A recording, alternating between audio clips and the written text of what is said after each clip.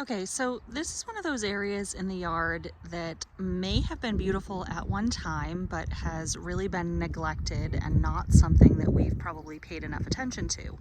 This is a very steep hillside. You can see the house with the patio is up there, and I have another video on the patio garden. And so we'll kind of include this as part of the patio area for lack of better term, just because I don't see a need to devote extra time specifically to this. But if I don't know if embankment gardening is something people are interested in, let me know. But I just kind of want to show you what's growing naturally here, and this is just what I've been able to ID over the years as we've been trying to keep some of the more invasive weeds down. Some of the other stuff has sort of come out and we've started to notice it. So if I come down here, you can see that this is red Trillium, and I've talked a little bit about red Trillium before. It takes many years to actually flower, somewhere between 5 and 8, and it's typically planted by ants. I guess there's a sweet coating on the outside of the leaves that the ants really like.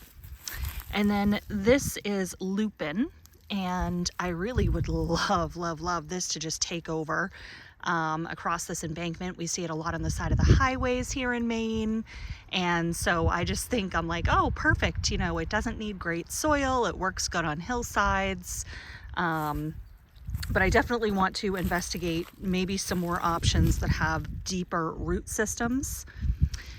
The next thing I have here are dogwood trees. And you can see these are kind of all over. They do seem to, they're considered native, but my gosh, they keep coming up all over the place. There's a ton of them in here.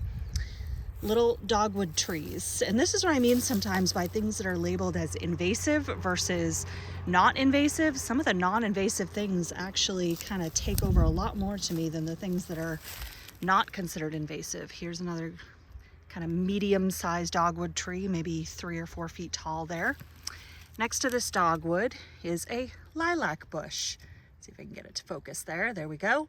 Here's a lilac bush that I've been able to sort of keep digging around and clearing out around so that it will actually hopefully at some point produce something and flourish. We'll see. Just a lot more Trillium here on the grass, or not grass, in the leaves, whatever you want to call it. So yeah, just a ton of Trillium around the drop here. I would love to see the Lupine keep going. I'm fine with the Trillium, no problem there. And then randomly we have this spot of paperwhites. This is what makes me believe, and you can see they're getting some buds down in here. Gonna have some flowers. This is what makes me believe at some point this may have been a very pretty hillside, cultivated hillside. I have no idea how long ago that was. There's also a lot of ferns in here, and if you look, this is just all Trillium. I mean, this is just a ton of Trillium, which does make me concerned about how many ants we have on this hillside, but that's another story. But this is also meadowsweet. There's some meadowsweet bushes in here amongst all the vines. And again, probably a couple times a year I will come in here with my handy little clippers and try to clip down some of the vines.